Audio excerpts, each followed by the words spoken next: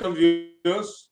Once again, we bring to you a professional discussion purely based on a very senior professional expert in the field, and the kind of thought process he has is going to be immensely useful for security professionals. Those who are in the field of managing the risk, managing security, and those who handle the responsibility of securing the critical infrastructure for them, this is very, very essential to have critical thinking. And as such, theme for the discussion today is critical thinking, the X factor for security, criminology, and risk professionals. We as security professionals, we know how sometimes not getting the information or not getting the right information is going to be very, very devastating. Today, critical thinking is most critical thing, and that is a very poor cliche I use here, because in security profession we know how important it is to have information timely, and that information must also be accurate and authenticated. This information will make the organization, also break the organization, because right decision is based on right information. And to discuss this subject, critical thinking, the X factor for security, criminology, and risk professional, we have with us Mr. Juan, who is Director General of International Security Industry Organization since 2002. Welcome, Juan. Let us also know that he is author of Human Investigation Management, which is focused on standardization and capacity building. He is also author of Peer Reviewed Manuscripts, booklets, and guidance articles based upon critical thinking, the X factor for security, criminology, and risk. This presently is running in volume 3, which are 6 studies interwoven into one manuscript. Very rarely one comes across a book which is living research in which every facets of professional values get added to give cutting edge to security professionals, which they missed so far. So, on behalf of International Council for Industrial Security and Safety Management and our viewers, I welcome you for this discussion, Juan. And I want to know, what is X factor? What is criticality, and how one can have critical thinking, both for security professional and for bringing this critical thinking into our profession. Your time, please. Thank you for the introduction. Professor. I appreciate that. Before I go into answer your question, I'd like to address a specific threat.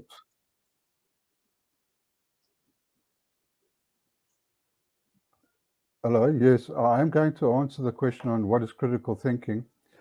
But what I'd like to do just before I begin, because this is a very important discussion, and we actually have an existing threat. So as the X factor is that we can lose internet connection. Perhaps somebody doesn't enjoy the conversation or gets bored and they want to switch off, or they've got something else to do and they don't enjoy my accent. That's possible. They might leave. So before anything happens, I'd like to put over a specific message to all practitioners, because it's a very important message. 6 days ago, the country of Portugal assessed and made it a research on monkeypox. And they've discovered that it has become a new variant, and that is why the infection rate around in the UK and in the USA, the rates have escalated. Now there is a reason why it is classed as a global threat, and this is very important because all practitioners that are pregnant or they have pregnancy in their lives, in other words, they could be married to somebody or having a pregnant person near them, they have to be very careful. They mustn't be on the front lines of security of certain sites in certain countries and in certain cities, because the risk rate is very high. Now, it not might have a high mortality rate as COVID did, or HIV/AIDS, but the thing is that when the fetus, when a person is pregnant, the fetus is at risk, and people, it can create blindness and it can create other issues. So there is real cause of concern, a real reason to be concerned. So what we have discovered as well is that it's now becoming a high infection of children that is going to school. So 37% of the children of the infected people are children, and that's high risk. So if there is a officer that's protecting a school in a certain country or a certain location, then be concerned and don't place those security officers on the front line. It's very important to consider this message. And all the protocols are on the HRM tool, so they're for free, and please download them and try and consider going through that information. So, Professor, I needed to put that message out just in case people wanted to just leave, but I think it's a very important message to put over. I hope you agree with that.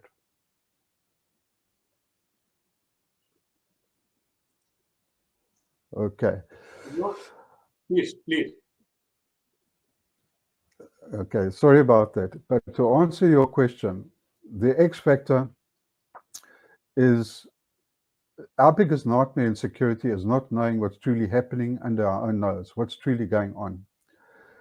And it all began at an airport, a particular airline.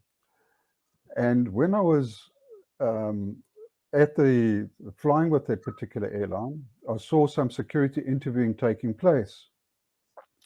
And because of my past history, I noticed that when they were interviewing different cultures, those cultures could react differently. So if people were trained in a certain way, they actually wouldn't be able to, they could misinterpret the other person that they were actually interviewing, because cultures can even speak to each other without even using words. They can just use hand language, because in their culture, it's part of the language.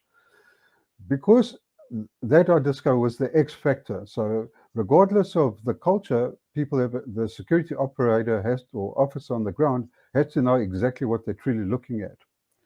Now, at this airport, throughout the world, people are flying, either terrorists or immigrants and migrants, illegals that are flying to countries, or as we've just gone through the experience now with the biological threat, where the biological threat now is being transmitted worldwide within days, simply because of the people are being able to travel. We're in a global village. So what is ever happening in one part of the world can immediately happen and take place in other countries. So the research began from there. That's where it was originally conceived. So it was the thinking methodology, the thinking method of actually understanding what we're actually looking at. Many other faculties have been able to, or have tried to define critical thinking and prove it. But in the security industry, we can define it. We uncover loopholes, damning issues, and opportunities, which are the methods to litigate or lower the level of collateral damage with regards to a biological threat or any other issue that's taking place. So we can actually define it. And the way we prove it is in actual crime and criminal networks being broken, and corruption broken, or all different issues, or even with regards to research. Researchers in academia, it's basically investigation. So we do investigation, we do extreme investigation. And what we're looking for are the things that we don't know, because there are millions of criminals every day trying to outthink and outsmart the security system. That's the people and the manpower. So there's new crime evolving all the time, and copycat crime evolving. So this is what our job is. Our job is to find the crime and stop it, or protect sites and save lives. So it's very important for us to be aware of what, we aren't, crime investigators are only summoned after an incident occurs. We actually got to find the crime before it begins, or we have to do something very quickly, because otherwise it could turn into a major issue. And this is what we're actually looking for. And this is the X factor that we've got to actually find. Over to you, Professor. Yes. So far, I understood that as professional, we must have critical thinking. And through this process of critical thinking, we will get to know the X factor, the information which we are missing out. So Correct. through the Yes. critical thinking, we get to know the X factor. But this X factor, the information which will keep on piling up with the security team leader or the top management, to get through the whole lot of information and actually retaining the useful information is a big process. So how you suggest that when information start streaming in, which is the right information which is to be shared upward and downward, how to make that qualitative decision? That's an excellent question. From the research produced two things. The first one was the formula, or the research philosophy and methodology for critical thinking, for security, criminology, risk. The second thing that the research gave us was the principle for security. Security success depends on the level of situational awareness of the people on the ground and their reaction speed. And that fundamental principle is basically the key. Situational awareness is so broad-based, but we actually have to truly understand what situational awareness is. In one of my booklets, I actually work on that's an octopus. The octopus is an amazing creature. It is so intelligent. It's fantastic. And we actually have to look at something, and we have to be situationally aware of all the moving parts in order to actually understand what we're looking at. So you actually need the knowledge to understand intelligence. So you have to be intelligent enough to know that you need the knowledge in order to understand the intelligence. And this is what we do, is that we actually be able to understand exactly what you're looking at, understanding the landscape, and actually being able to make decisions. So it's the decision makers on the ground that have to understand what they're looking at, and then obviously we go into the reaction speed. So it's a simple principle, but this is the formula that we actually utilize. And from this simple and these basic formulas, we've actually managed to even create even more powerful tools in order to limit the level of collateral damage. We need to gather reliable and usable information. And that's from the people on the ground. The biggest problem, and this is where we got the experimental tool, is that if it's to teach critical thinking and to think in critical thinking way, security practitioners must realize that it's not a question of what knowledge they have, it's also the skill sets that they have. So they can have as many degrees as they want, or diplomas, but at the end of the day, it's the skill sets that make people relevant. So how we actually, because we have to train our brain to think in a specific way. So there's a particular tool that we utilize as the experimental tool to prove this. If anybody at this panel now is listening and in security, you can't be naive to think that people, they lie, and they do hide information, and they do volunteer information for their own agenda. If we in security, we're there to investigate, we're there to ask questions, to see if somebody's up to something, to think in a specific way.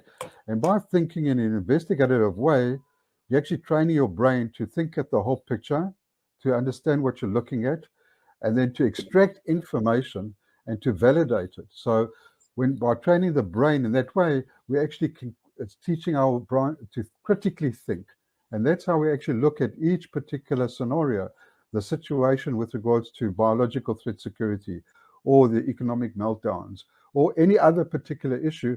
We're looking for the crime related to the threat, and we have to think in an investigative way in order to actually understand what we're looking at, in order to gather that information and then obviously prioritize it. The situational awareness is the requirement not only of top management but also the line worker. For security field, it is security guards, supervisors at different locations. So they need to know what is happening around them as much as top leadership requiring to know what is happening in entire organization, enterprise level. I started my career with the coaxial cable based CCTV network, which later was based on Cat6. We were having VHS cassettes. Then we started storing CCTV footage differently. I end up my career where security information bandwidth requirement was much bigger than the business requirement of my company. So that is the challenge, that so much of information is being transmitted upward and downward, and it is available in real time. But still, for accurate situational awareness, we need to have right type of information. Today, I know that in India there is one entrepreneur who started a concept of CCTV audit, which says that you can see and view only those things which are required.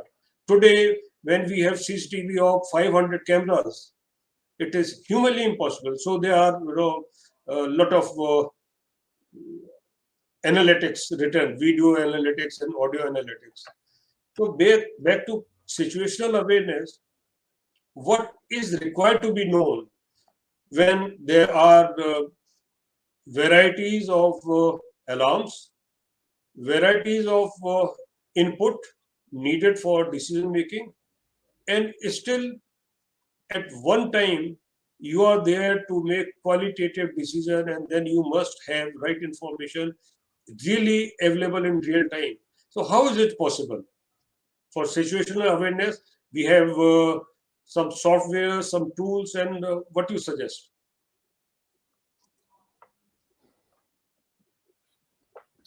Um,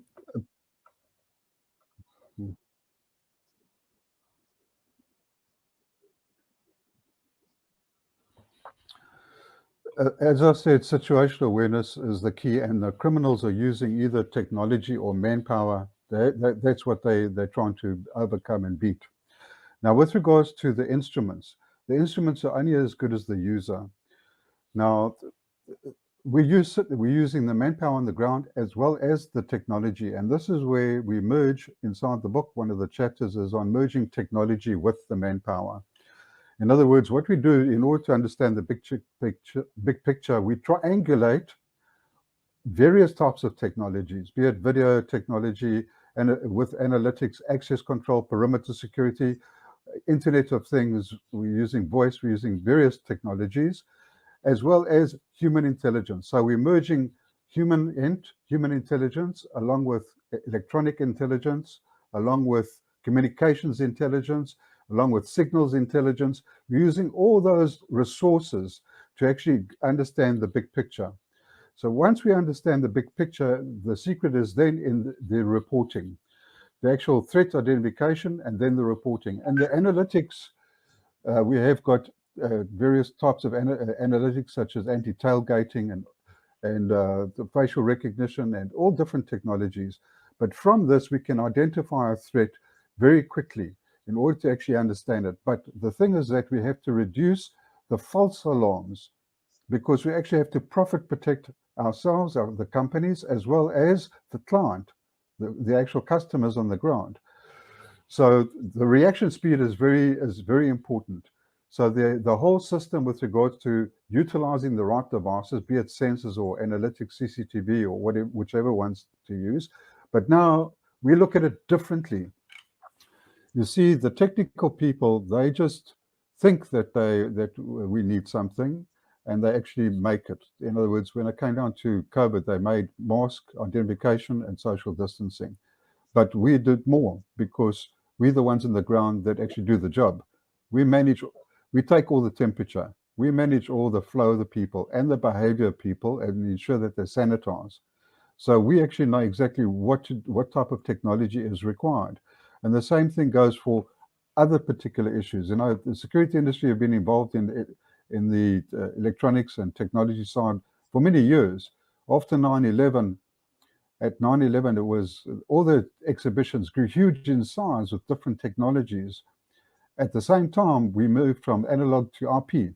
So that whole era at that time with biometrics running on and all different technologies, we were actually working with this technology all the time. But what we need to do is actually understand the crime. And the security managers on the ground want to do certain things.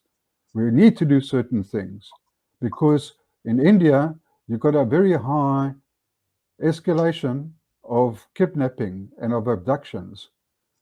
In South Africa, they've got one rape every 5 minutes, one murder every 24 minutes. And every single country in the world has got this crime. So we know what we need to do. How do we actually litigate this crime? How can we contribute to bring down these rates? And every security manager that's of a building where people are living or housing, we can do these things with using certain technologies. We can use tailgating to stop kidnapping as well as rape, many home invasions. We can use many things with it. And depending on how you apply it, if it's for safe containment of a person in a mental institution, you obviously want to have the tailgating not for only entering, but also exit because they're trying to escape. We use it differently for witness protection. We use it differently to stop kidnapping of children and trafficking of children or kidnapping of children from schools. We utilize technology specifically and purposely. So when you're having a look at all these system integrators and you're having a look at all the different manufacturers, you're just looking at, they're selling cameras, they're selling alarm laser, they're just talking about their boxes. We're looking at to solve the crime. So we need either a sensor and we need certain recognition, be it facial recognition, and we would need a tailgating, and we would need something else and something else because we're there to stop that crime. We deal with life impacting and deadly issues. We have to actually understand exactly what we're looking at. So if you're looking with situational awareness, you have to look through the eyes to understand the crime related to the site or any particular issue, be it a city or country or whatever it is, in line with, it's either your location or your field of interest. And then to actually understand what technology do we use to get situational awareness. Then we come in from the investigator's point of view, and we purposely put technology in certain places to do certain things to build a case, to follow the insider threat. Are they working in concert with somebody else? Are they working voluntarily or are they working under duress? This is that's a situation that we need to find. We have a specific mission. So situational awareness is holistic, and then we go into channeling it towards field of interest to utilize in order to really get the most out of it. Good that now we know the ingredients of situational awareness. And my take is that for situational awareness, technological input are very good. There are so many analytics programs, software. The technologies are ever emerging, but over dependence on technology is good or bad would be known only through the outcome of decision taken based on situational awareness. People say that if it is so good, it must be bad. People say that if you if you think that technology is going to solve all your problems, then probably either you don't know the problems or you don't know the technologies. So over dependence of on technology, how much can we depend on technology? That is the big question, and this question will remain very stark for every security professional. How much I can depend on technology, where the interface and how much should be the interface with the human intervention and based on technological input. So how I you think try to that balance it out? we're at a moment in time, and inside the X Factor, I talk to the current threats. This is new research philosophies and methodologies. And I address that we've got two economic meltdowns going on. One came from COVID, the second came from the Ukraine-Russian war. And what's happened is that the customers, the affordability, are actually saying, well, we can't have any more 4 guards or 4 security officers. We only can afford 3, or we only can afford 2. Well, and then you'd actually have technology people saying, well, use just technology and we can actually cut the price. And it's going to be cheaper. But there's so many different issues that can take place, because you actually need a camera to look after the guard force. In other words, it's not just protect, the cameras are there not to only protect the site, but to protect the actual the guard force on the ground. And why this is very important is the last chapter that's inside the book that I've actually talked to, and it's called catastrophe security. You know, we're now in a place where the security industry is going to be going through a turmoil. The price to live is really, there's so many people going to become unemployed, desperate. You know, we don't even know what, we'll call the Amiga status shortly, because America's just gone into a technical recession, or it's acknowledged. But the entire world is becoming insecure, with many desperate people that will break their moral code to do desperate things. Now, when their businesses start closing and start shutting down, you know, they're going to try, you know, the accountants are going to think that we have to get rid of the expenses. Meanwhile, we have to profit protect the site and profit protect our clients. And we do that with technology. And we actually can cut the costs related to security by using technology in the right way, and because the amount of time and sending too many people at once, or if there's a mob gathering and you haven't got enough people to actually enforce security of a specific site, this can all cost either reputational damage or can cost so much different expenses. So that it's got to be put it over to the accountants in a way that they can actually understand security, because they think we're an expense. The discussion that we have is actually written in the research of how to actually talk to the actual accountants, so that they understand that the budget is vital for security, and they actually need to invest more in the security in order to protect their profits, in order to keep their doors open, in order to stay in business. So when they understand that, they have a different opinion of what we actually need.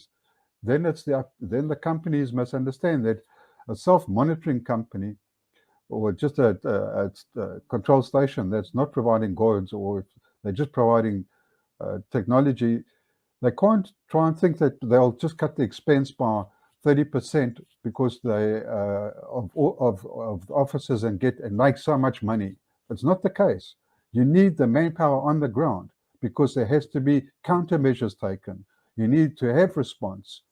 It doesn't just mean just sounding an alarm. It doesn't mean much. In other words, it all works together, but it's the people on the ground that find the crime, that find corruption, that find crime, real crime, that you can't see it on the actual, you know, just on the CCTV or the alarm monitoring. That's intrusion detection.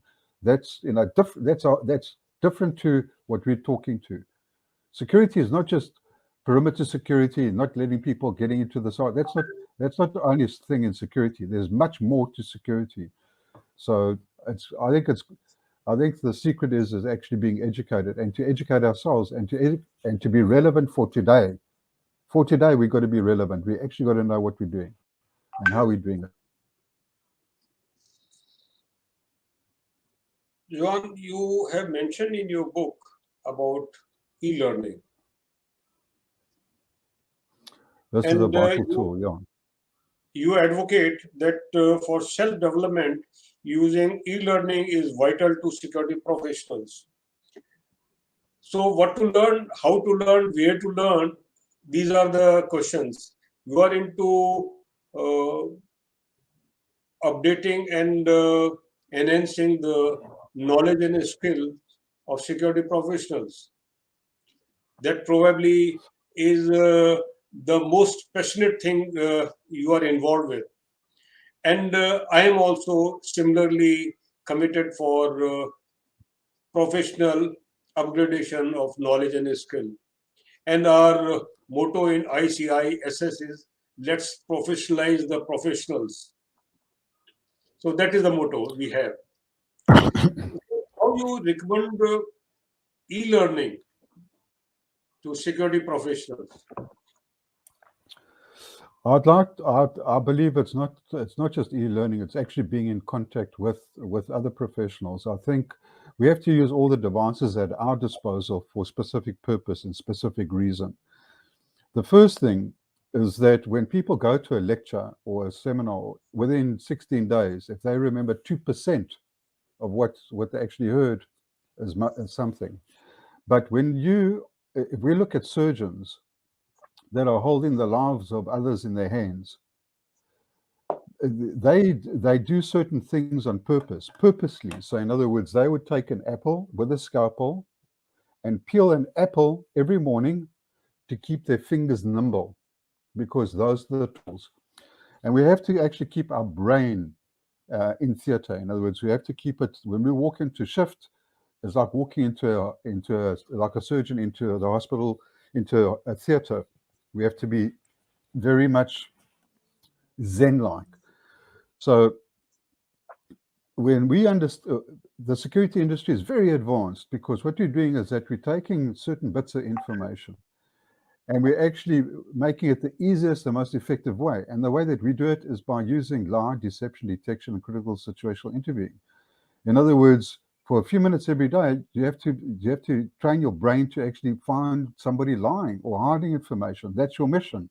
And that's every security practitioner's mission, is to find the X factor, to actually look and see is there a silent victim? Is somebody being bullied, blackmailed?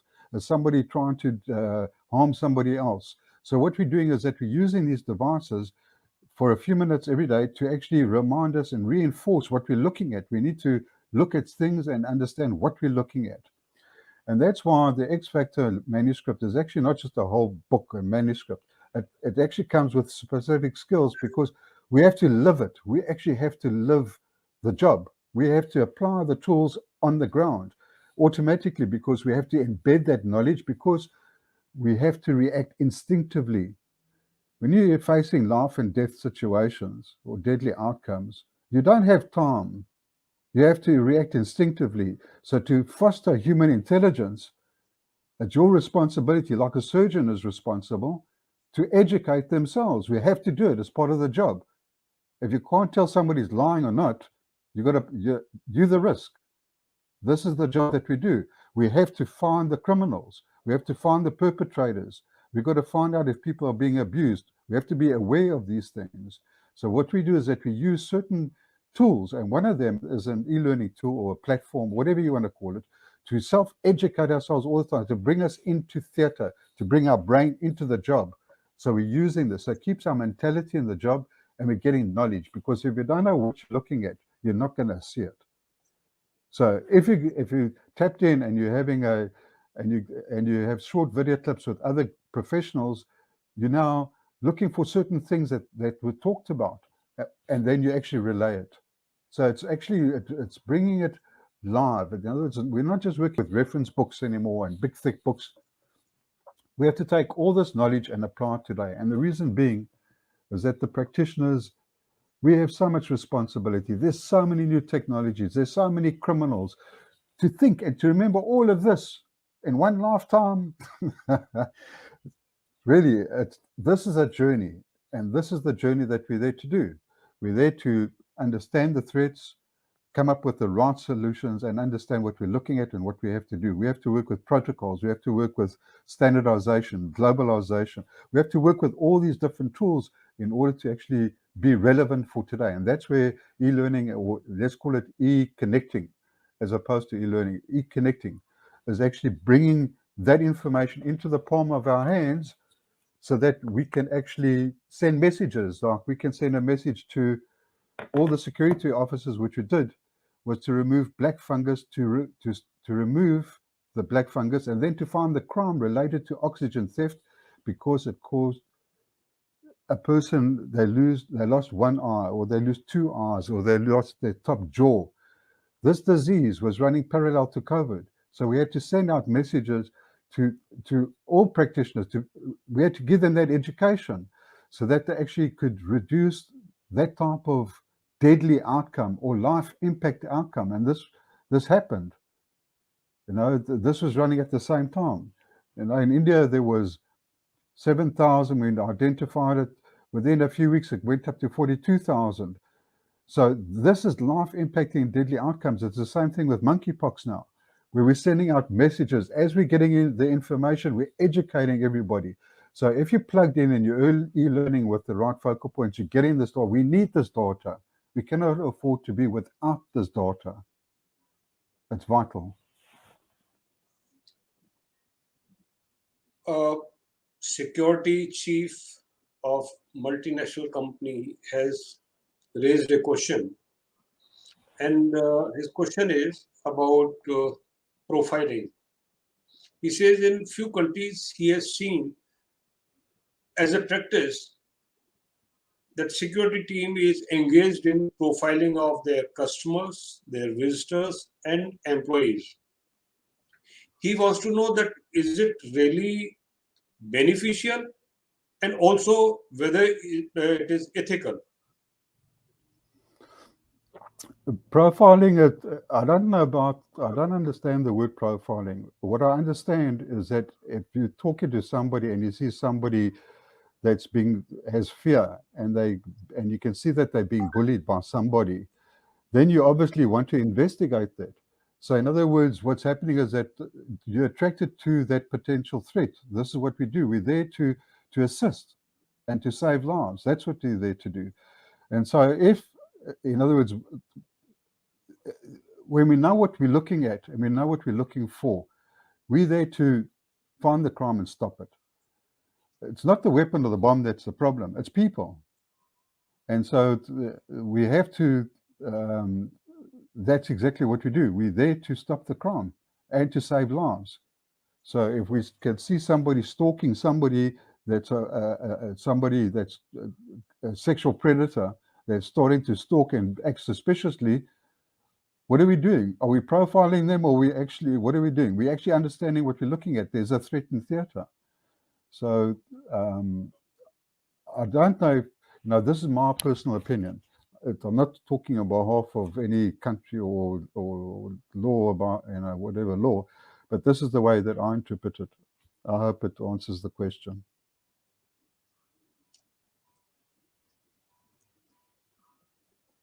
In fact, for our viewers, I want to share that though profiling was very established practice in aviation security, it has now come to hospitals and hospitality.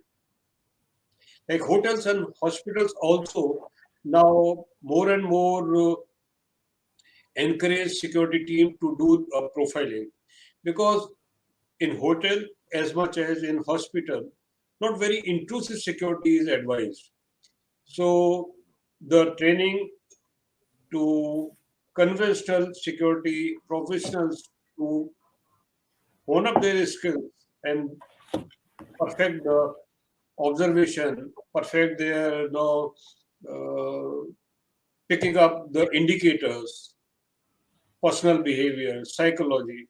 These are those soft skills being developed in security profession. In fact, I ran a very successful training, program for profiling the visitors in hospitality sector. But I am very pleased to share with our viewers that, John, you have done what the security professionals needed all this while to sharpen their knowledge and skills. And the best part is that approach to this subject is very easy and practical. The book is highly recommended for security professionals all over the world because it has a universal application global approach. And how you get to know about this book, how to get benefited of his experience, knowledge, and wisdom, our viewers must be very keen to know.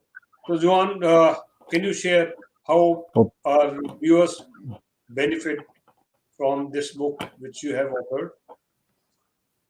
well, I'd like to answer your question because while you were talking, you actually now inside the research and the question with regards to profiling. I was talking just on basic, day-to-day things. But when you're talking about profiling and you're talking about border security and migration, unfortunately, and I do talk to this in the book, that we have got migrants coming from certain areas where they were maybe kidnapped as children, trained to kill, more than likely have killed and raped.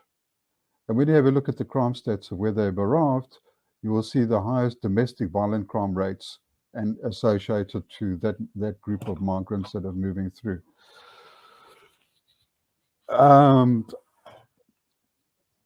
It's very these are one can utilize this information for good purpose, because if there are orphans coming in from those countries and which you want to take in and assist, then those children need to go through an absorption process in order to sensitize and to actually have a very easy, how can I say, absorption into a new culture or a different type of culture. So the purpose, in other words, purposely, we have to consider so many different aspects.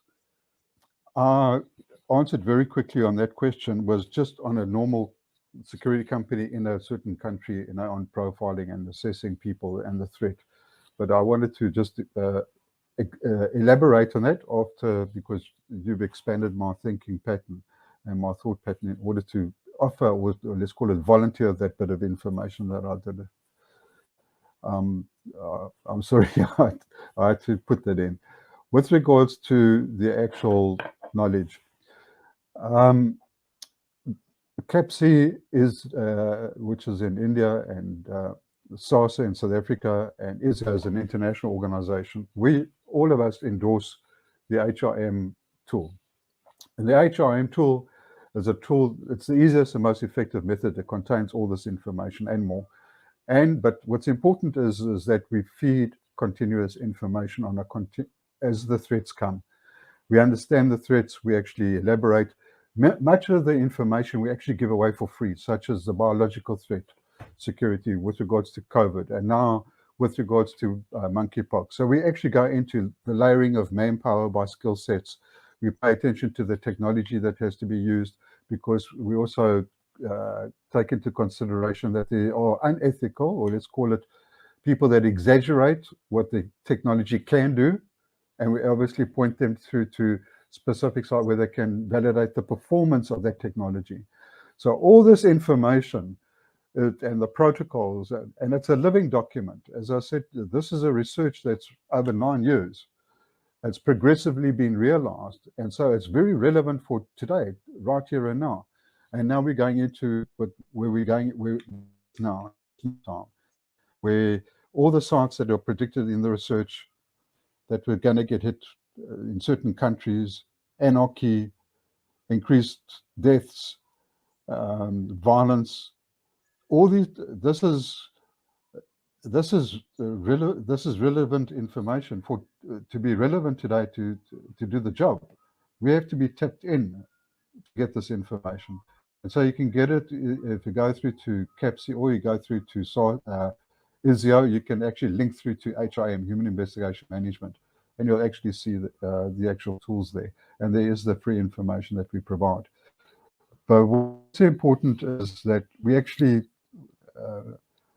I think it's an information hub that must be tapped in with all the security organizations and other bodies, because we're the ones that are doing the groundwork for CBRN. This, we're going through a second pandemic, with regards to monkeypox. You mustn't think that's the end of the day.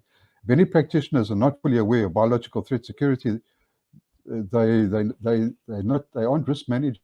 You have to apply. You have to get the knowledge that's relevant, and these are all relevant topics for here and now.